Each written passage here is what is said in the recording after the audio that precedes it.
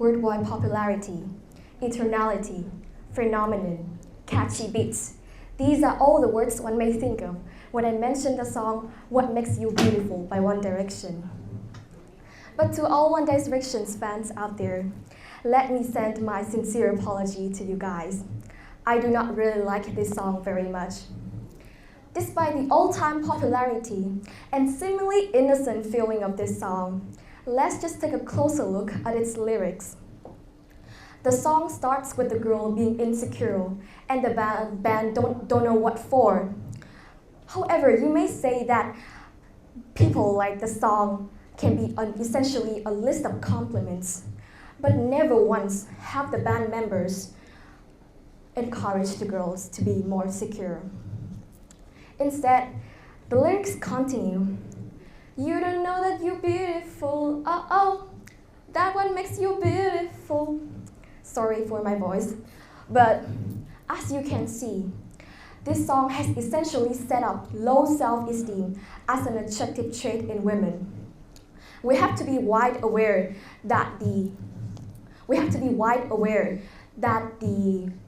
main target audience of these songs is teenage girls who can be really, really impressionable at this age. And since then, they can be much or less influenced by this song, believe in the claim, and follow it. For me, the subconscious beauty standards in this song is just like among other millions beauty standards. I do not hate it, but I hate the fact that this message can discourage the confident girls out there, hence lowering their own self-esteem just to fit in with beauty standard. Hi guys, I'm Chau, and I'm standing here today to tell you my story. I had to admit that I was a very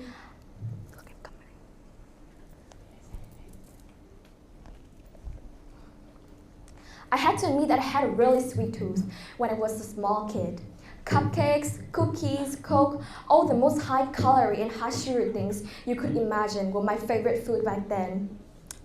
And actually, I was really enjoying my life, loving my appearance and the food at that time.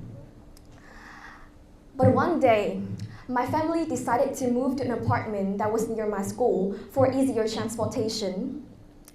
And the thing happened, I was in my puberty at that time and I want to become taller, so I started to go swimming because the building offered a swimming pool inside it.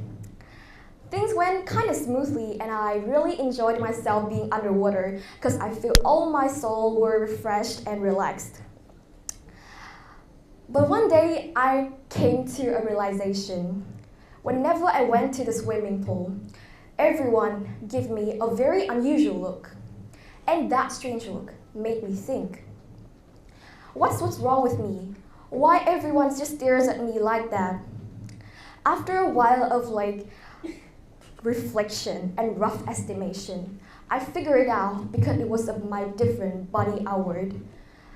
I was too fat for the Asian beauty standard. I thought that I had to do something. So I started to go shopping to find the best swimsuit that can hide my body. And I have to admit to you guys one thing is that I didn't dare to take off the towel once I had got into the swimming pool completely because I was scared that they can't see my body. Despite my effort, nothing changed. Everyone continued staring at me like before. Not until recently did I know that this has something to do with a theory, which is called the backwards law. In the backwards law, the more you try to escape negative, the more negative become. And actually, the pursuit of a positive experience, it's a negative experience. In my case, I tried to get the acceptance of the people, but I had to sacrifice my own happiness and self-esteem. The Alan Watts, which is also the father of this theory, has once said that the more you pursue feeling better all the time, the less satisfied you become, as pursuing something only reinforces the fact that you like it in the first place. The lesson I learned from here is that actually sometimes the acceptance and willingly and intentionally dealing with your hardship and weak points sometimes can actually be a positive experience. In my case, if only I had not tried my best, pushed myself too hard just to get accepted by the people in the swimming pool, I should have accepted my body, I should have appreciated who I am. So, as you can see, however hard you tried, you will never be satisfied with your beauty standards you're pursuing. Okay, so back to my story. At that time, I was so nervous and I need to do something. So I started to do some weight loss, like cutting off all my favorite food back then. And luckily, my effort was worth it. I felt on cloud nine initially, but after that, like quite shortly, I realized I just got back to my starting point. I wondered what was all my sacrifices for, and this led to the second theory, which is the hedonic treadmill or the hedonic adaptation. In this theory, everyone has a baseline level of happiness or a baseline level, like a happiness set point, which refers to the person's natural tendency to become happy, and this baseline level of happiness is different in every individual. In my case, even though I have become like kind of ecstatic at the first time, after that shortly, I reverted to my normal situation. And in this theory, it states that whatever happens to you, you will eventually revert to your normal baseline of happiness. From my personal story, and also the two theories I have introduced you today, I want to tell you that no matter how hard you try, you will never become satisfied with the results if you blindly chase after unrealistic beauty standards. And I'm standing here today to tell you guys to overcome the unrealistic beauty standards and embrace your authenticity. And the question is how? The first and foremost step is to be aware and understand what is the driving force behind those unrealistic beauty standards.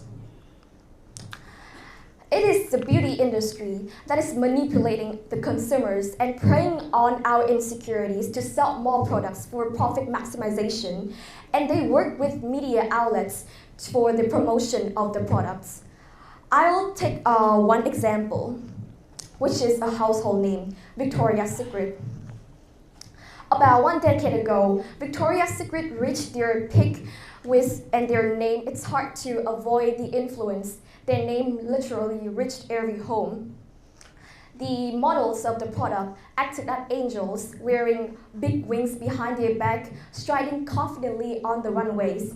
They were very pretty, young, and enthusiastic girls, so it's very hard to resist the temptation and the appeal.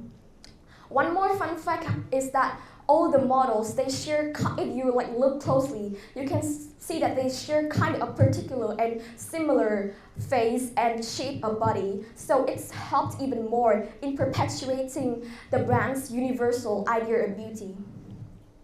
But do you actually know what is the truth behind this Victoria's Secret?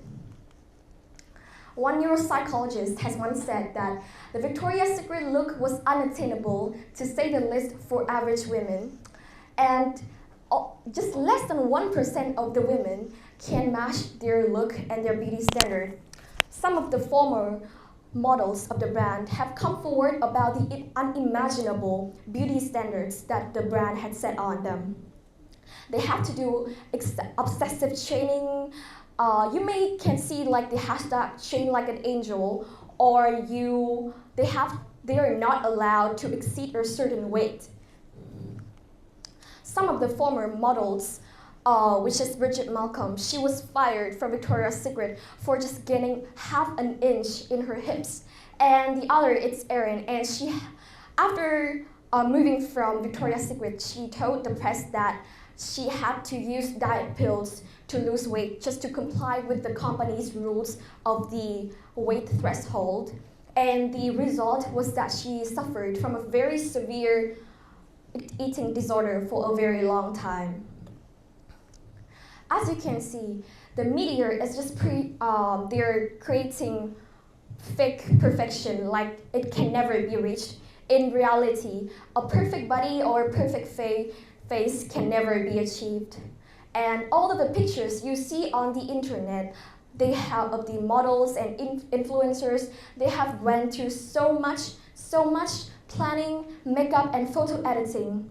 Therefore, it is very important for us to understand that the social media is not real, and there's no need to compare yourself to those pictures and to feel self-conscious.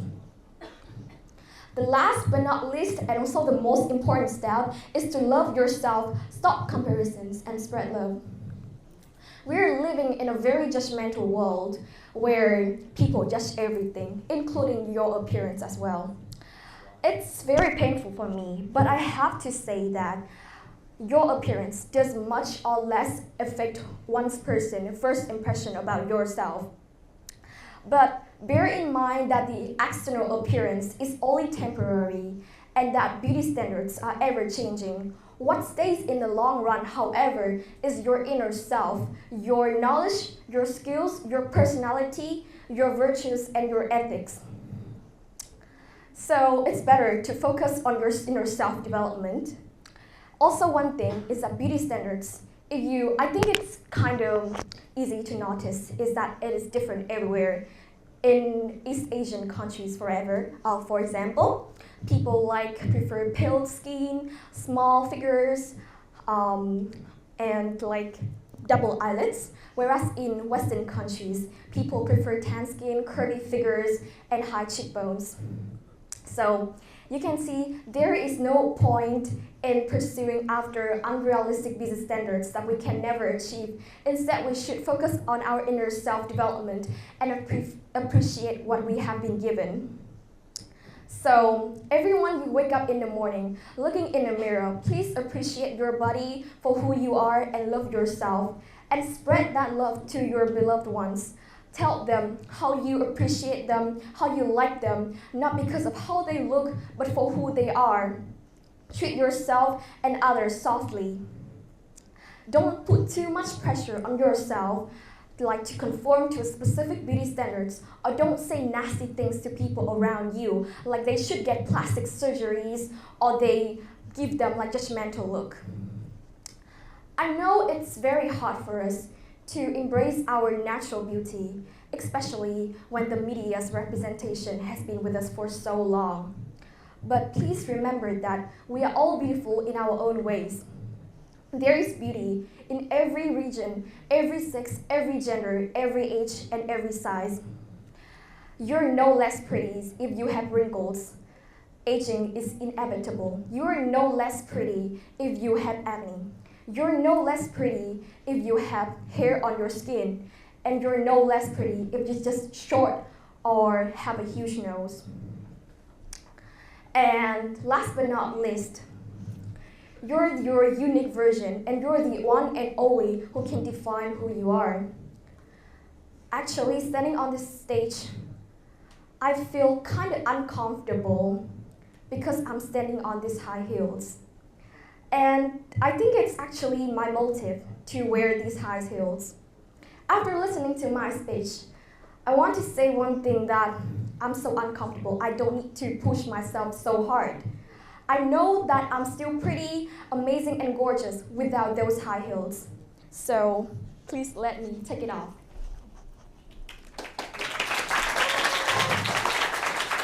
And if you're uncomfortable with the shoes on your knees behind, like me, please take it off. It's your turn now. Thank you.